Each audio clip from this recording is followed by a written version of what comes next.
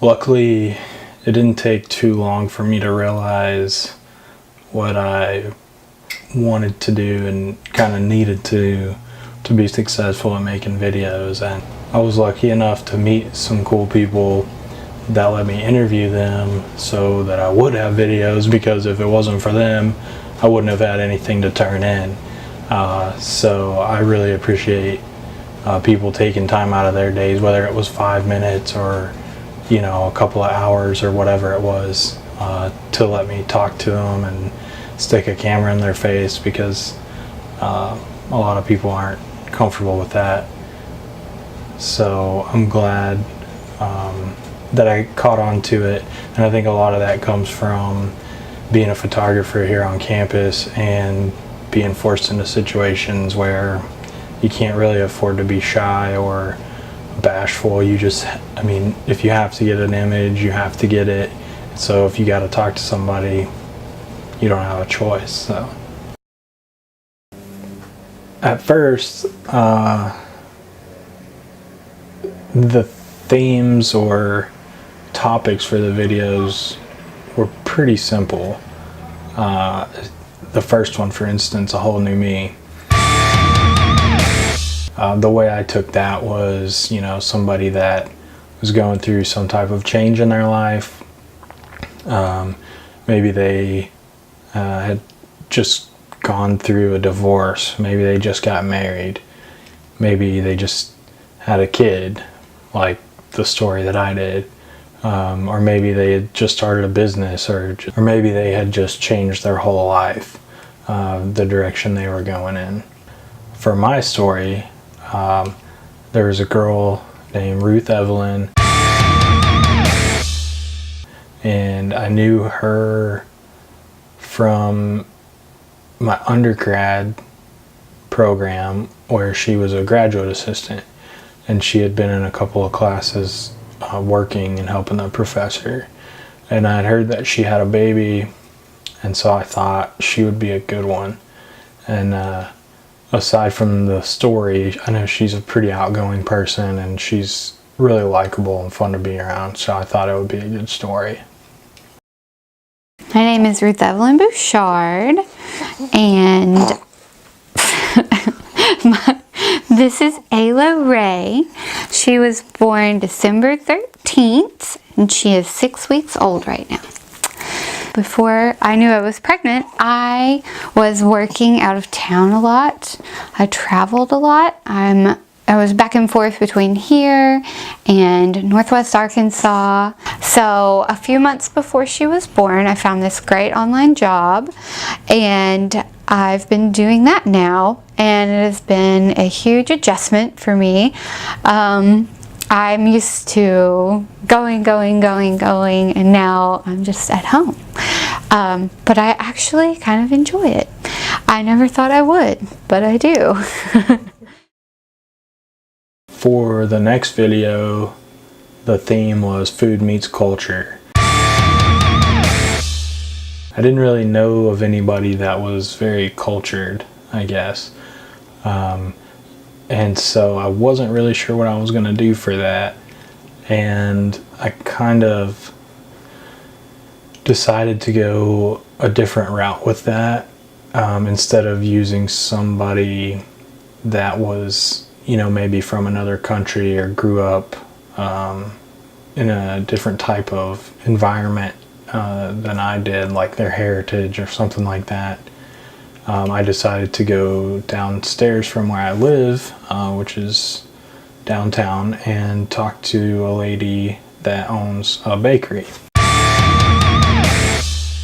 And it's a family-run business. She was very busy, but she was willing to help, and she was fun to talk to. She basically ended up kind of letting me know that food or baked goods, I guess, are something that people really enjoy. I mean, obviously people enjoy them, but that for her, if she can make somebody feel good by just eating something that she made, that's kind of why she did it. and I guess why she liked it.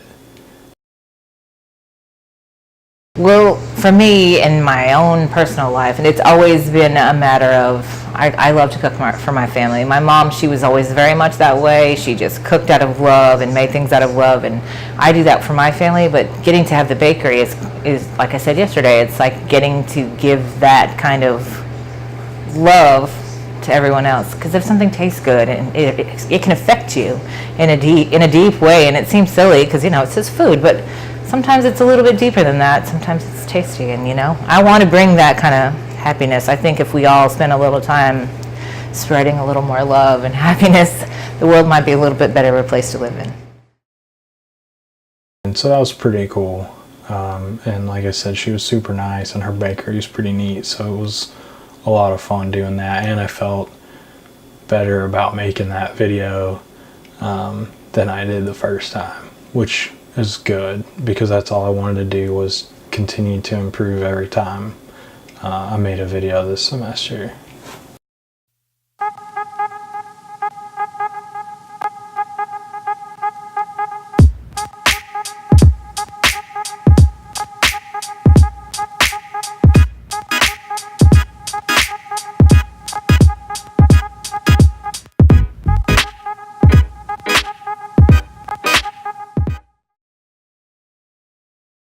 So whenever I did the bucket list video, I decided to just walk around on the campus and approach random students and see what they had to say when I asked them what they would do if they only had 24 hours left to live. The reason I did that is because I didn't really want to sit down and just have like a one-on-one with one or two people. I thought it might be a little less depressing to do it with multiple people and just see what they had to say versus sitting down and having like a heart-to-heart with somebody. 7, 6, 5, 4, 3, 2, 1. My name is Garrett Griffith. If I had 24 hours to live, I think I would catch as many fish as possible and eat the fattest steak. My name is Sabrina Gaines, and if I had 24 hours left to live, I would just hop in the car and drive places and see things I've never seen before. Hi, my name is Loida Mundo, and if I had 24 hours left to live, I would probably go to my family and tell them that I love them. I would probably tell a lot of truths, like tell the guys that I've liked them. Like, I would be honest to people. I would probably do a lot of stuff that I haven't done, like go jump off a plane or go scuba diving. I would probably pray to God to tell them, like, forgive me and just thank you for everything. Yeah. My name is Hunter Thompson, and if I had 24 hours left to live, I would probably steal a boat and sail out into the middle of the ocean until I died. My name's Emma. If someone told me I had 24 hours to live, I would go home, spend time with my family, spend time with my grandparents, just really try to get a feel of the love for my family, and hopefully pass away peacefully with them around. My name is Serena, and if I had only 24 hours to leave, I'll probably go back to my home country, Honduras, to spend time with my family. Okay, hi, my name is Emily, and if someone told me I had 24 hours to live, I would go skydiving and bungee jumping, and then or do anything like adventurous. In the last like 10 hours, I'd probably go stay with my family and die at my house. My name is Austin Griffin, and I was asked what would I do within 24 hours if I knew I was about to die, and I said I'd visit my family. And the reason I would spend time with my family is I wouldn't think about myself when I pass away, because I feel like it would affect the others than just me. My name is Kristen Harris, and I think if I had 24 hours left to live, I would go hiking with my friends and then meet up with my family and just have a nice sit-down moment where we just get to hang out with each other. It was a little bit difficult because some people weren't really prepared to answer a question like that, which I understand because I was just a stranger walking around with a camera, asking them some, deep, heartfelt question about how they would end their life, basically, if they knew they only had a certain amount of time left to live. But it was fun. Most of the responses, I think, were pretty similar. There wasn't anything too crazy.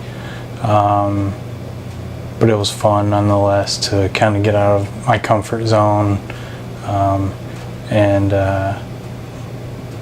approach some random people and just sort of ask them, a random question.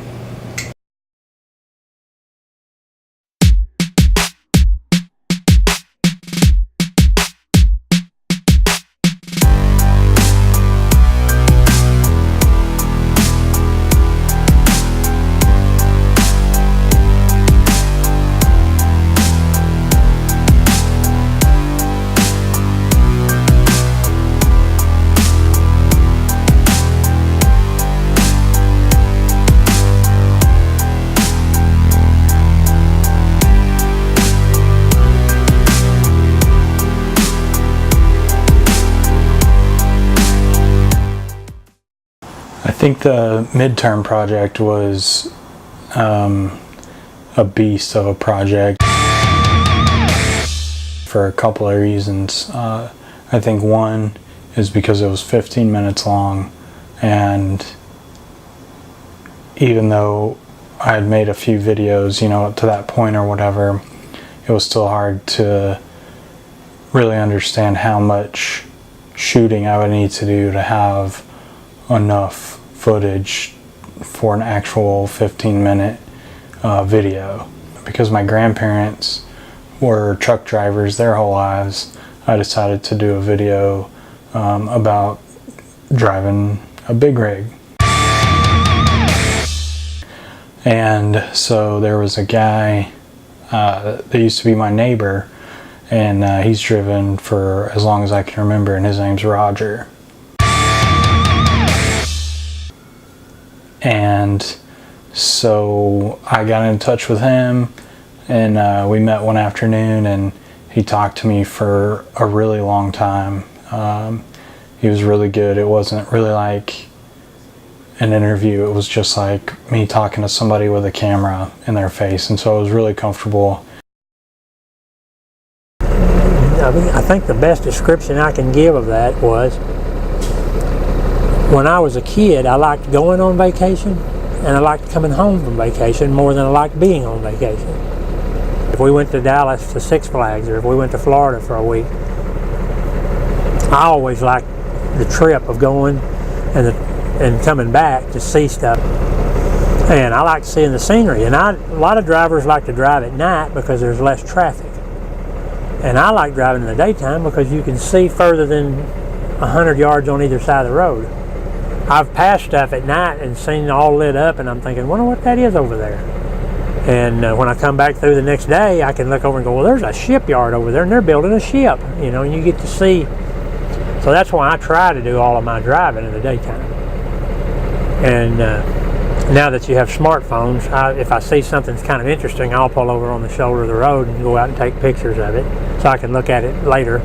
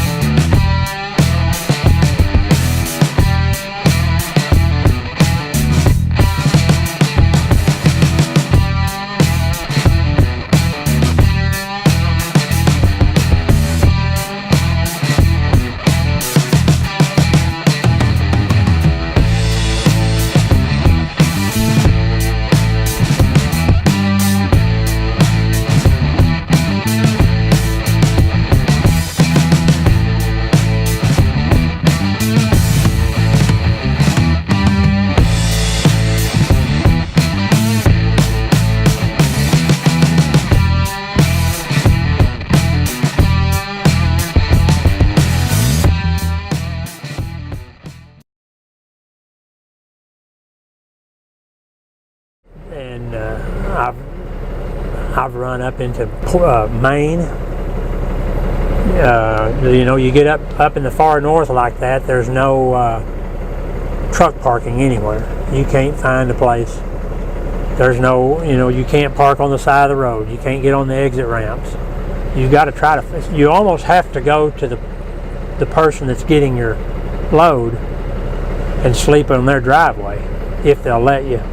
And when you finally do see a truck stop up there, it's got 3 pumps. But it was interesting going up there, and I went up a few times and decided I didn't really care for it too much. The scenery is beautiful. I've been out west, Oregon and Washington, all over California, and I don't really like California. The speed limits are too low.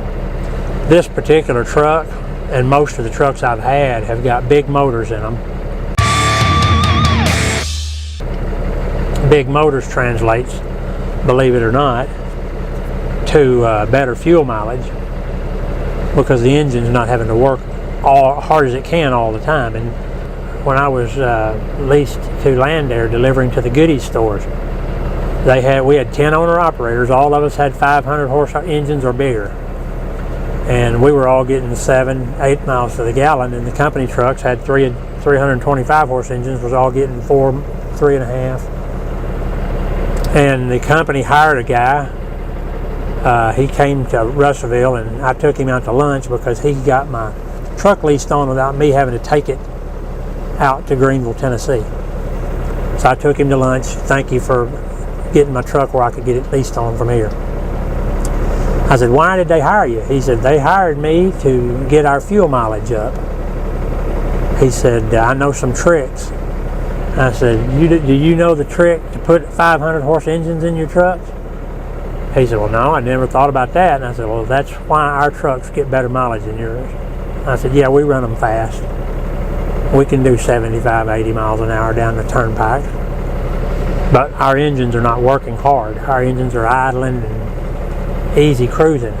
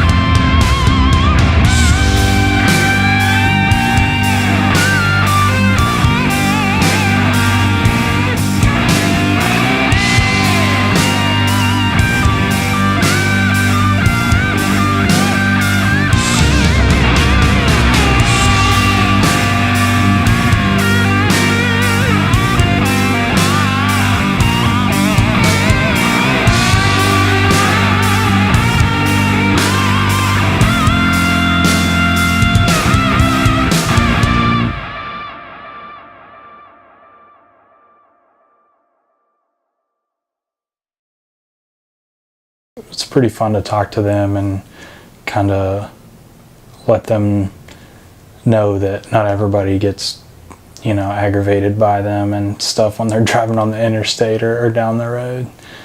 So it was a lot of fun, and I'm glad I did that.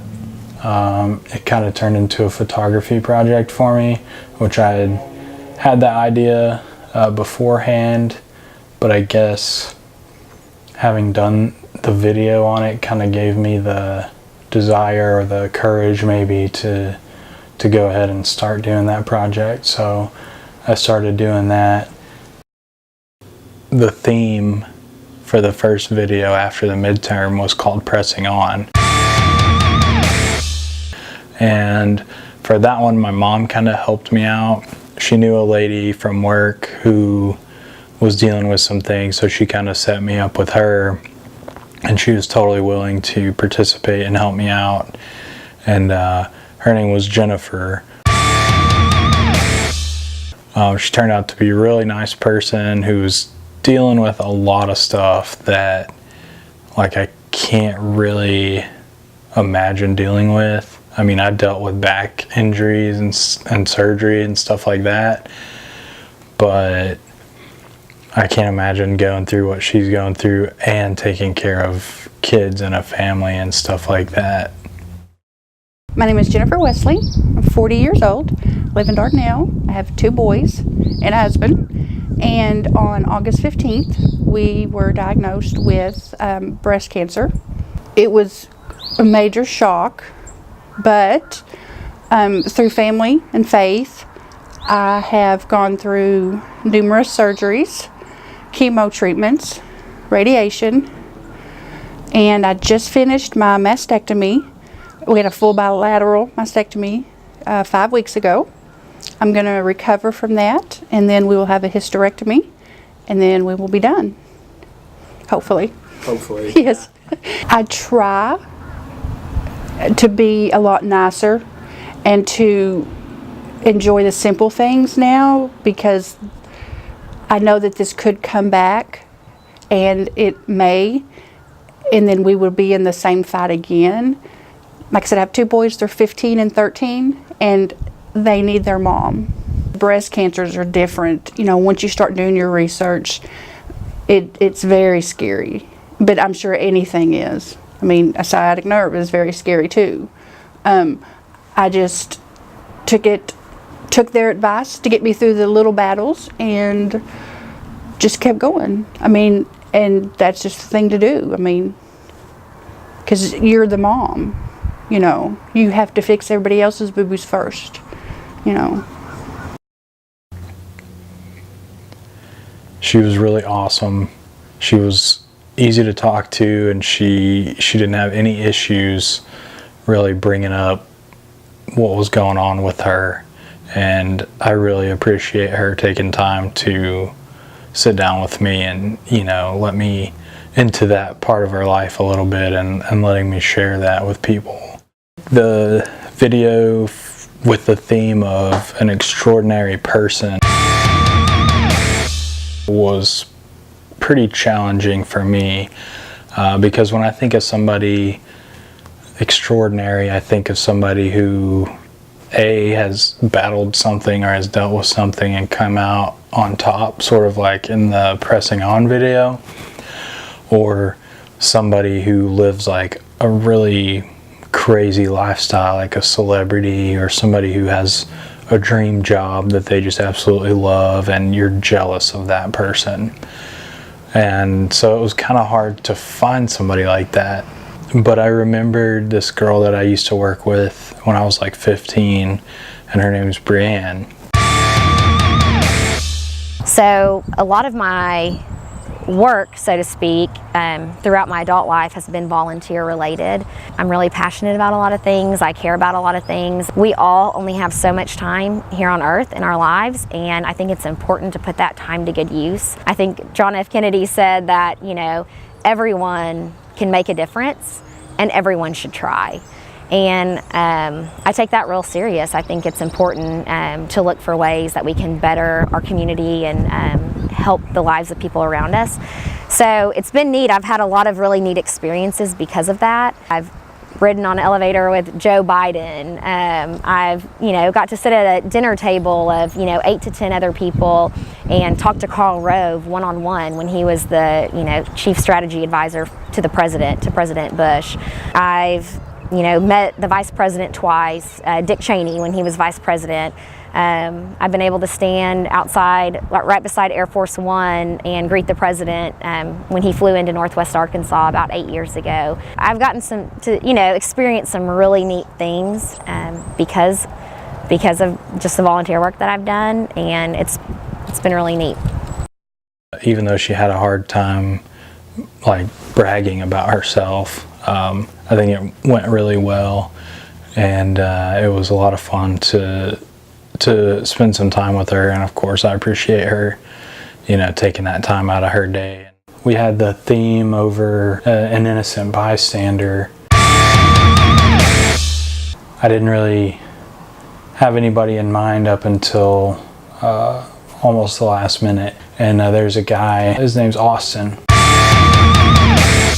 We were just about to go around a big turn to the right, and right before we got to it, this blue Astrostar van just comes flying around the corner, starts skidding sideways on the road, and once it hits the edge of the road, it just starts rolling, tumbling a number of times out into the middle of this cow field. And we kind of helped pull them out, so the doors weren't opening very well, and we kind of got them situated on the ground. We didn't want them up and moving around just in case they had injuries.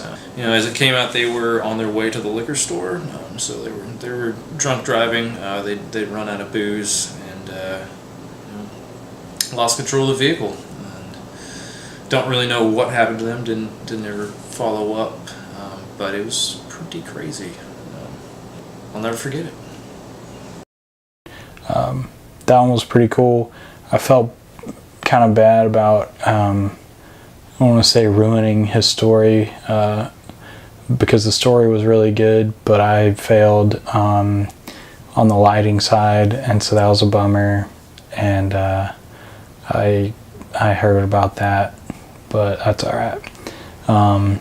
It was still a good story, and it's it is what it is. I moved on from it, and that won't happen again, hopefully.